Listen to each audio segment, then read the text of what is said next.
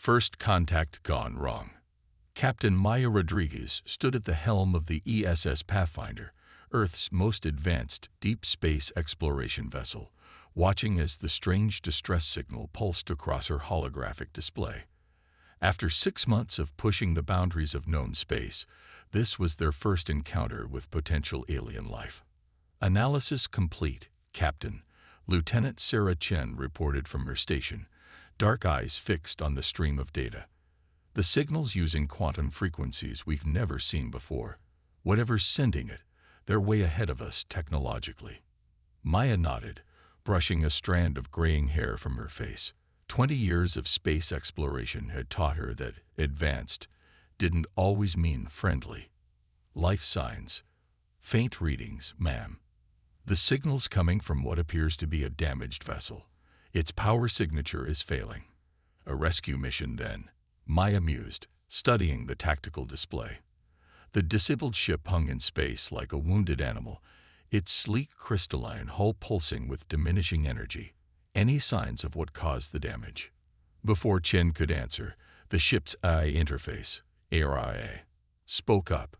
Captain, detecting multiple vessels emerging from quantum space. Configuration unknown, but energy readings suggest significant weapons capability. The new arrivals appeared on the main viewer.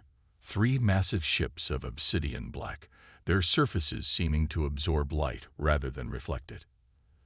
They moved with an organic grace that defied their size, surrounding the damaged vessel in a precise formation. Those aren't rescuers, Maya muttered. Battle stations. Quiet alert. No external signals.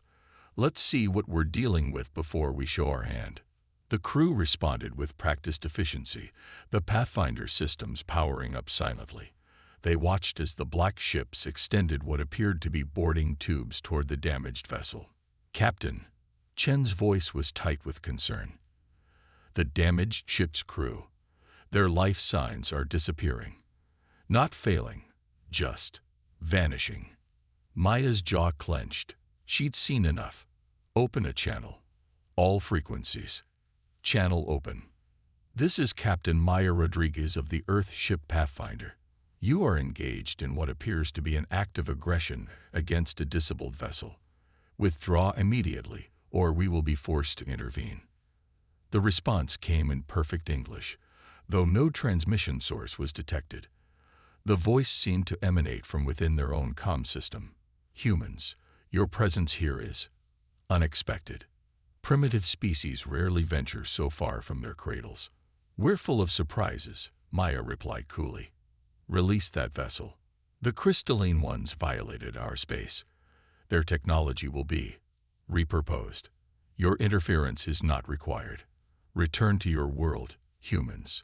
This region of space is now under Nexarian control. Maya's hand tightened on her command chair. That's not how we do things where I come from. Last warning. Withdraw. The voice took on an edge of amusement.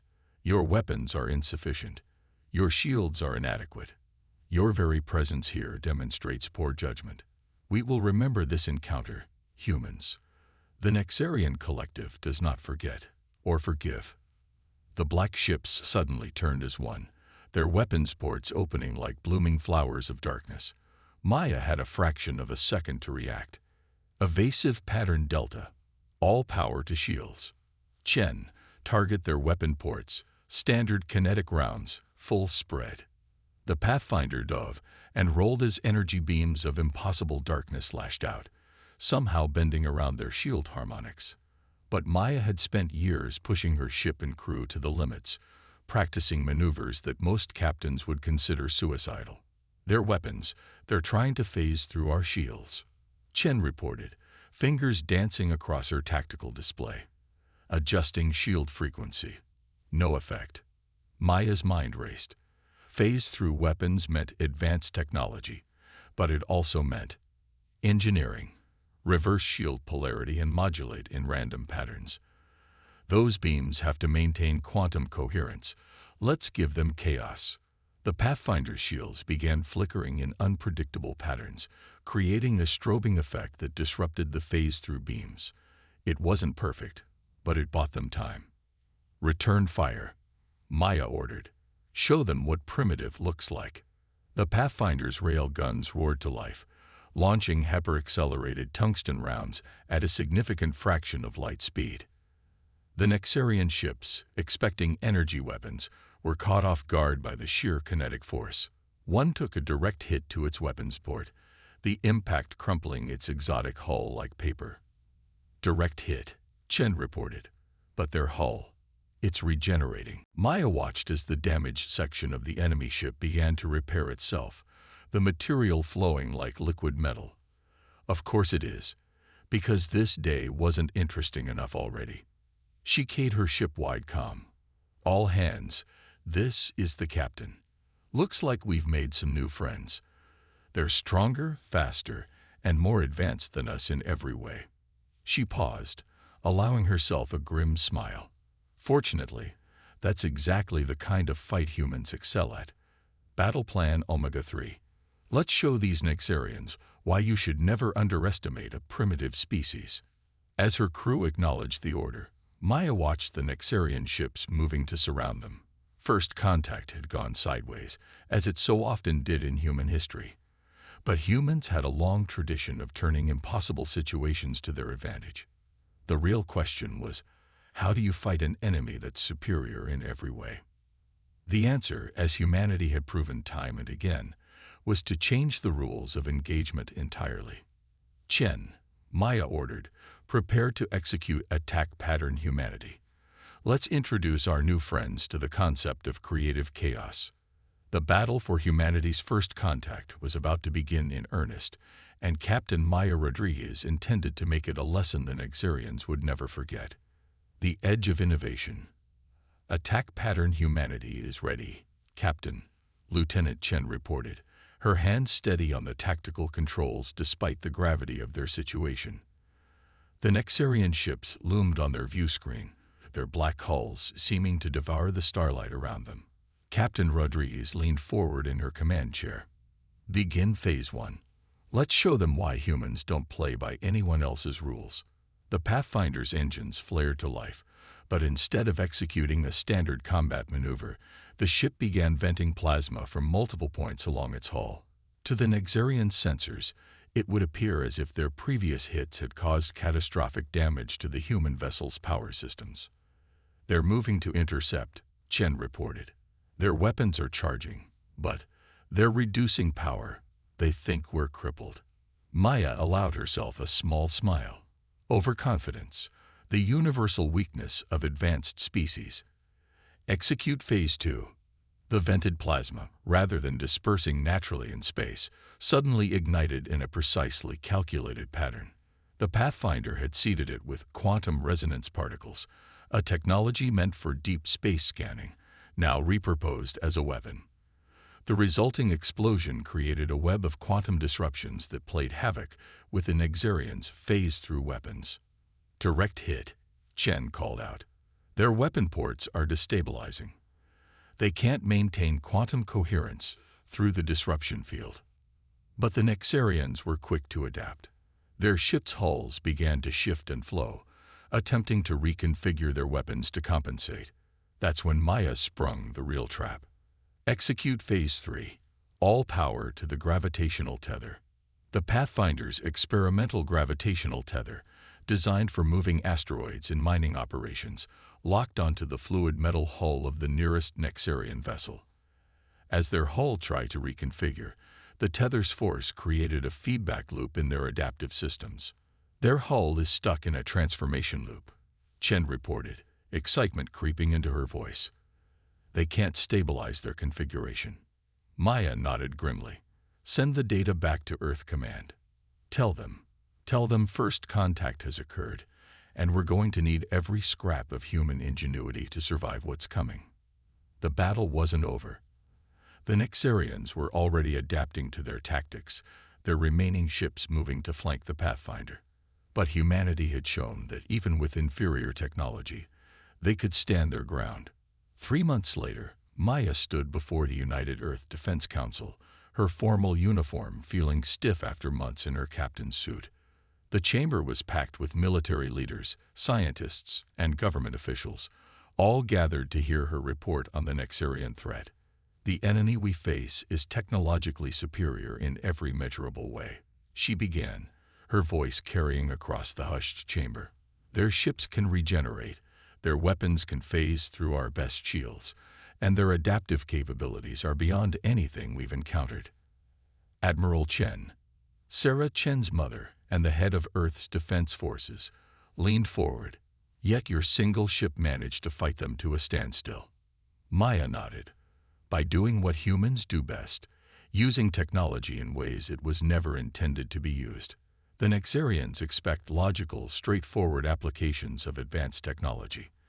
They don't expect a mining tether to be used as a weapon, or scanning particles to be turned into disruptors. Dr. James Martinez, Earth's leading quantum physicist, spoke up. We've analyzed your sensor data. Their technology operates on principles we barely understand. Developing countermeasures could take decades we don't have.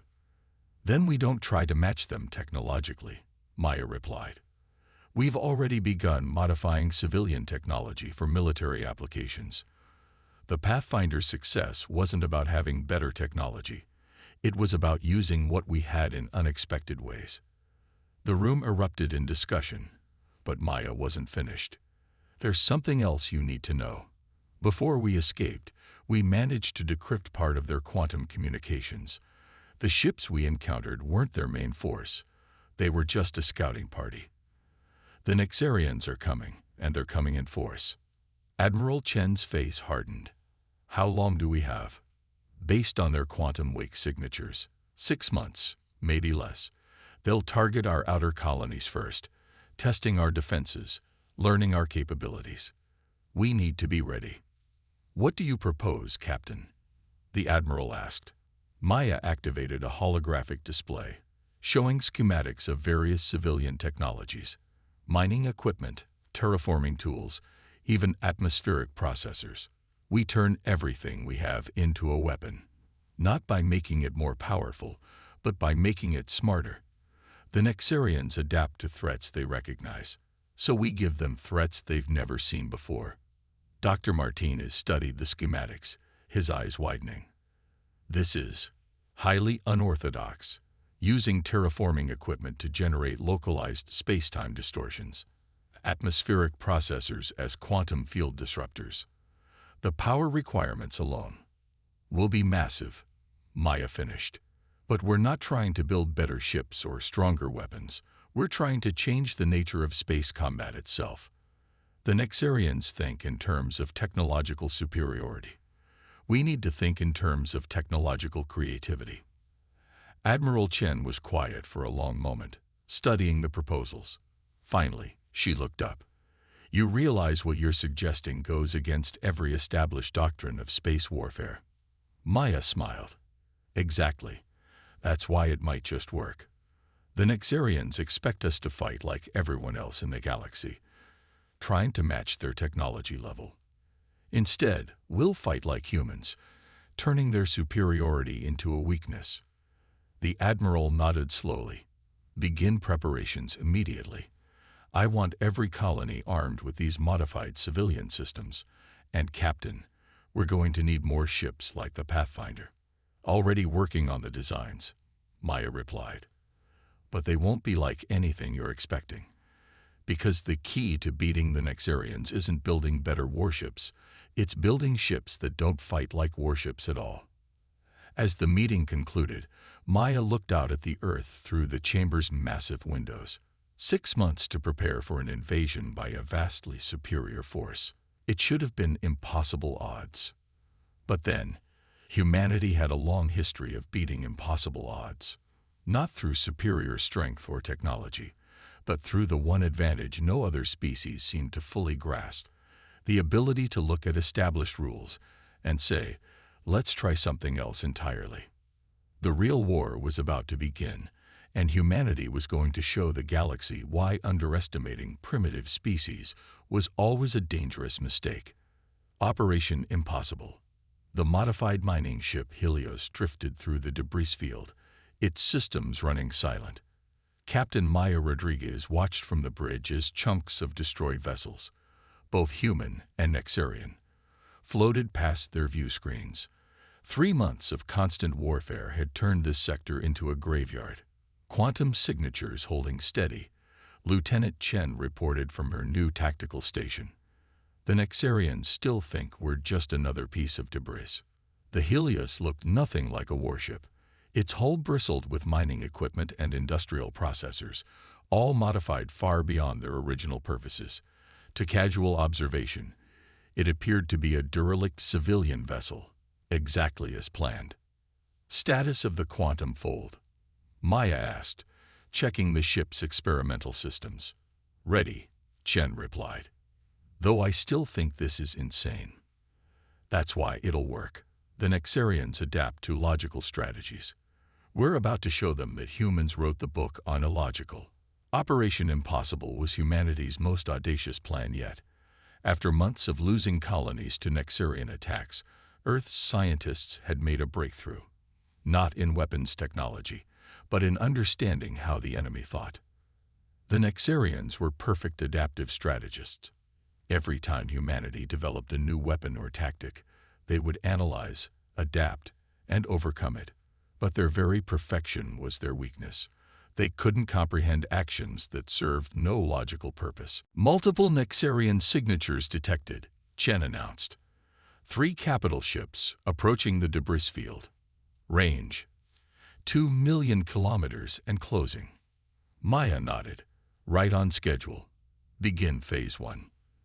The Helios's modified mining equipment activated, but instead of extracting ore, it began pulling in the surrounding debris. The ship's industrial processors, originally designed to refine raw materials, had been reconfigured to compress matter at the quantum level. Compression field stable, Chen reported, beginning quantum folding. This was the insane part. Regular space combat involved ships firing at each other across vast distances. The Helios, however, was about to do something no rational military strategist would ever consider. Initiate the fold, Maya ordered. Let's give the Nexarians a physics lesson they won't forget. The compressed debris around the Helios began to fold in on itself, creating a localized distortion in spacetime. The ship's modified processors weren't just compressing matter, they were folding space itself, using principles that violated half a dozen laws of physics. Nexarian ships are altering course, Chen reported. They're detecting the distortion, but their sensors can't make sense of it. No logical pattern to analyze. Because there isn't one, Maya smiled. Execute Phase 2. The Helios's systems began to overload, deliberately. The quantum fold collapsed inward, taking the ship and its compressed debris field with it.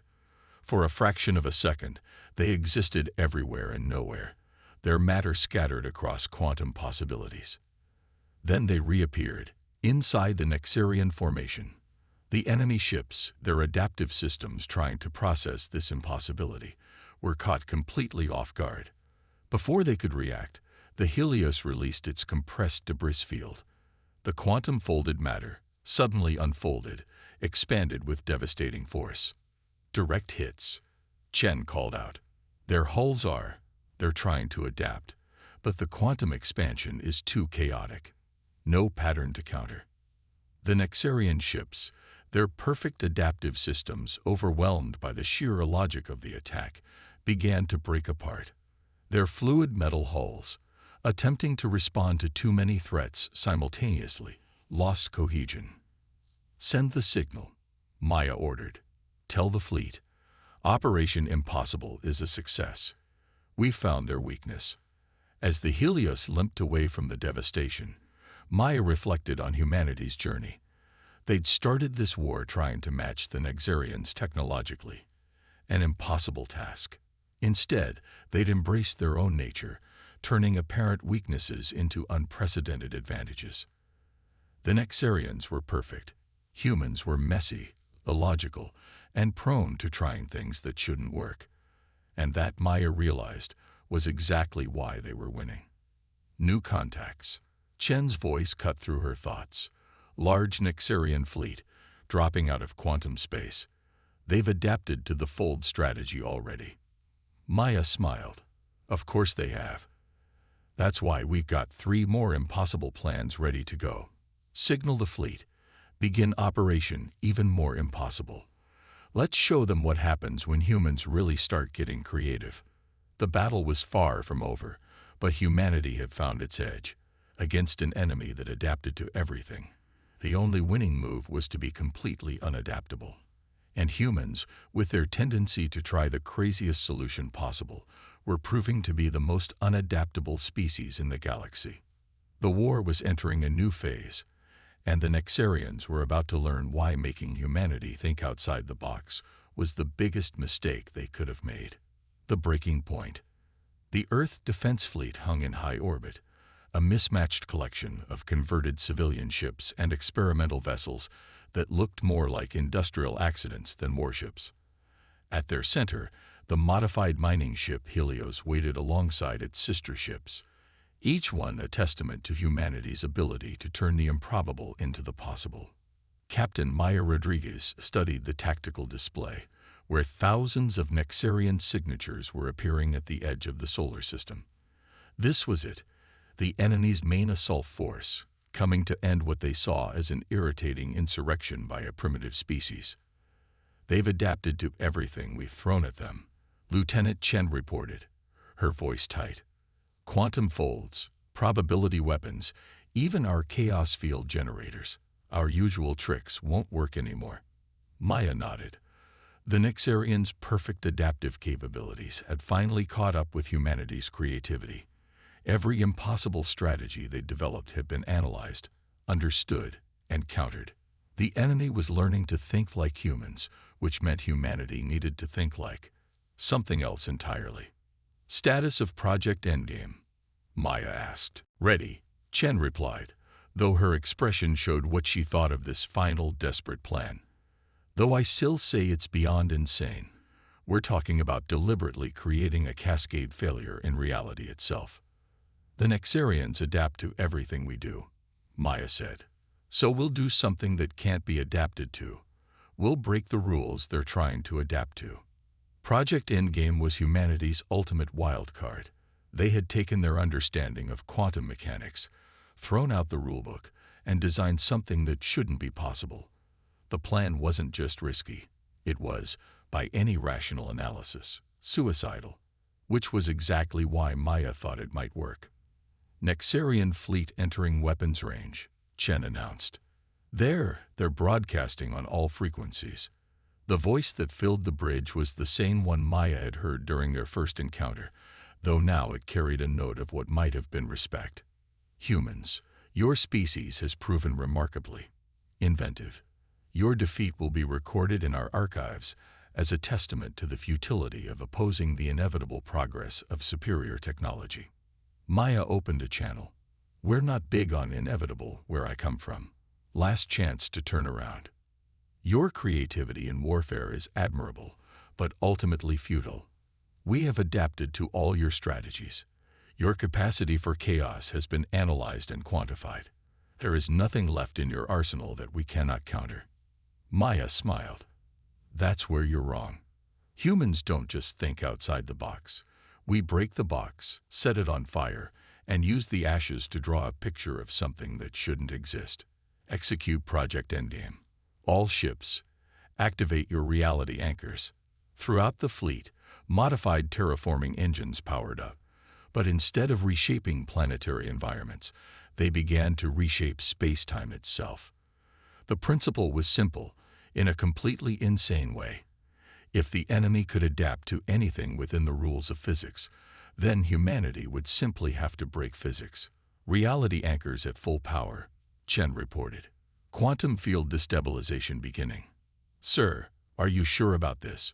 We're talking about creating a zone where the fundamental forces of the universe stop making sense. The Nexarians adapt to patterns they can understand, Maya replied. Let's give them something that can't be understood. Execute final phase. The space between the human and Nexarian fleets began to shift. Colors that shouldn't exist flickered through the void. Matter began to forget which direction was up. Causality itself started to hiccup. The Nexarian ships, their perfect adaptive systems trying to cope with an environment, where adaptation itself was breaking down, began to falter. Their fluid metal hulls shifted and flowed, attempting to find forms that could survive in a space where the laws of physics had become more like polite suggestions. "It's working," Chen exclaimed. "They're ships. They're trying to adapt, but there's nothing stable to adapt to." But victory came at a price.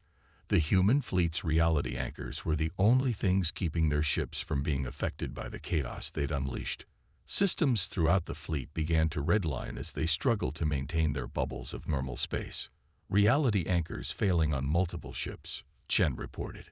"We can't maintain this for long."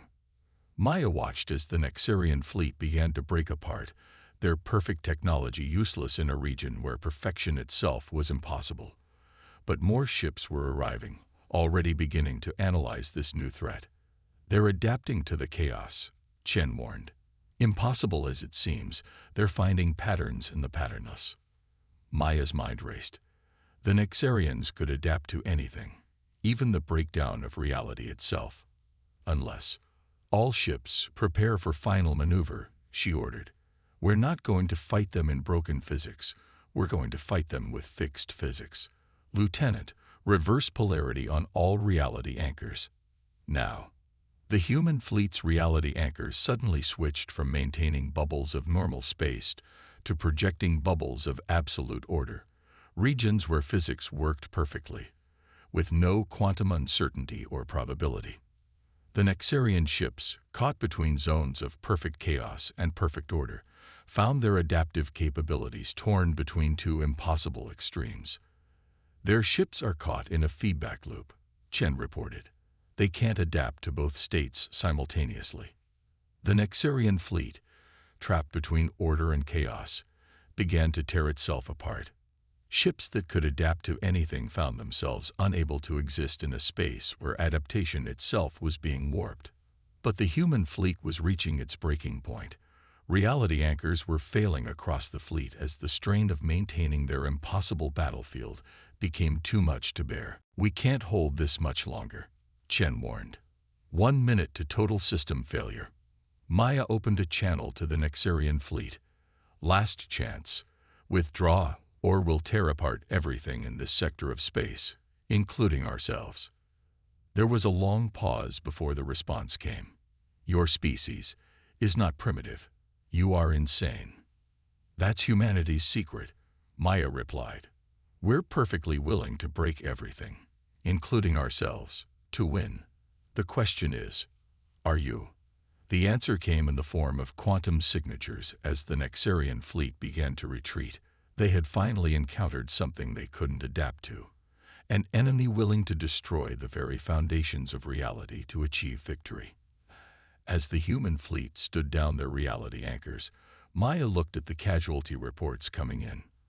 The cost had been high, but Earth was safe. More importantly, humanity had proven something crucial. Sometimes the best way to win wasn't to be stronger or more advanced, but to be willing to try something so completely insane that no rational species would ever consider it. "Begin recovery operations," she ordered. "And get me Earth Command. They need to know. The Nexarians aren't invincible. They just needed someone crazy enough to prove it." The battle was over, but Maya knew this was just the beginning. Humanity had shown the galaxy something new. That sometimes the most powerful force wasn't superior technology or perfect adaptation, but the willingness to try the impossible. And humanity was just getting started. Paradigm shift. 1 month after the Battle of Earth, Captain Maya Rodriguez stood in a chamber that shouldn't have existed.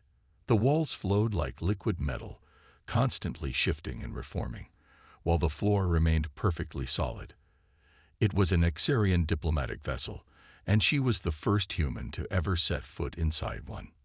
Across from her, a figure composed of flowing dark material took shape, approximating a humanoid form. The Nexarian ambassador, or at least what they had created to communicate with humans. "Your species continues to fascinate us."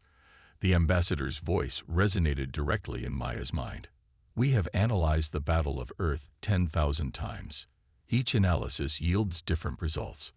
This should not be possible. Maya smiled. That's because you're trying to find a pattern in chaos. Humans don't fight wars based on logical progression. We fight based on whatever works in the moment, even if it shouldn't. This defies strategic principles. Combat efficiency requires predictable outcomes. That's where we disagree, Maya replied. Humanity's greatest victories have always come from doing the unpredictable. You saw our technology as primitive because it wasn't perfect. We saw that imperfection as an advantage. It meant we could use it in ways it was never meant to be used. The ambassador's form shifted, patterns of light rippling through its substance. Your attack on our fleet. You were willing to destroy the fabric of reality itself to achieve victory. This indicates either supreme confidence or complete insanity. Maybe a bit of both, Maya admitted. But that's humanity's real strength. We're not bound by what's supposed to be possible. We look at the rules, then we look for ways to bend them, break them, or rewrite them entirely. This is why we have come, the ambassador stated. Our species has achieved near-perfect technological adaptation, yet you showed us that perfection can be a weakness. We wish to learn. Maya raised an eyebrow. You want to learn from us, the primitive species. You misunderstand. We do not wish to learn your technology. We wish to learn your perspective, the ability to conceive solutions that should not be possible, the willingness to attempt strategies that defy logic. The ambassador's form rippled again, and suddenly the chamber was filled with holographic displays showing human history, not just their space battles, but all of it, from the first cave paintings to the modern age. Your entire history is marked by impossible achievements. You flew before you understood aerodynamics. You reached your moon with computational power less sophisticated than your current communication devices. You cured diseases by intentionally infecting yourselves. Every major advancement your species made came not from logical progression, but from what you call crazy ideas. Maya watched as the images flowed past. We call it thinking outside the box. No, the ambassador corrected. You do not think outside the box. You deny the existence of the box entirely. This is what we wish to understand. The implications slowly dawned on Maya. You're not here to conquer us. Conquest would be inefficient. We wish to propose an alliance. Your creativity combined with our adaptive technology. Together, we could achieve things that neither of our species could imagine alone. The chamber shifted again, showing possibilities. Human ingenuity married to Nexarian technology. Ships that could not only adapt to any situation, but could adapt in ways that defied logic itself. Weapons that worked because no one had told them they shouldn't work. Your proposal during the Battle of Earth showed us something we had not considered, the ambassador continued. You suggested we break everything, including ourselves, to achieve victory. This concept of being willing to destroy ourselves to progress, it is alien to us, yet we recognize its power. Maya considered the offer. An alliance would need guarantees. Earth won't simply trust your word. We have already begun implementing changes based on human unpredictability. Observe. The ambassador's form suddenly fractured into multiple versions of itself, each one slightly different. We have introduced random variables into our adaptive algorithms, controlled chaos, inspired by human thought patterns. We are learning to be unpredictable. Maya couldn't help but laugh. You're learning to be illogical. That's the most logical thing I've ever heard. Perhaps this too is a lesson. That seeking perfection through imperfection is its own form of adaptation. As Maya looked at the possibilities displayed around her, she realized that this was humanity's true victory, not defeating the Nexarians in battle, but showing them a new way of thinking. And in return, humanity would gain access to technology they could use in ways its creators had never imagined. I'll take your proposal to Earth Command, she said, but I think I already know their answer. Humans never could resist the chance to try something crazy. The ambassador's forms merged back into one. We have a human phrase we wish to apply to this situation. This is going to be fun. Maya grinned. Now you're getting it. As she prepared to return to her ship, Maya reflected on how far both species had come. The Nexarians had learned that perfection wasn't always the answer, while humanity had gained the opportunity to push the boundaries of what was possible even further. The galaxy would never be the same. And that, she decided, was exactly how it should be. Because if there was one thing humanity had always been good at, it was changing the rules of the game. The future would be neither human nor Nexarian, but something new entirely. A combination of perfect adaptation and perfect chaos. And somewhere in that impossible balance, both species would find something greater than either could have achieved alone. As Maya left the Nexarian vessel, she couldn't help but smile at the thought of what was to come. After all, if there was one thing humans loved more than proving the impossible was possible, it was having better tools to do it with. The age of human-Nexarian cooperation was about to begin. And the universe had better get ready. Because when you combined humanity's crazy ideas with Nexarian technology, the word impossible was going to need a new definition. The real adventure was just beginning.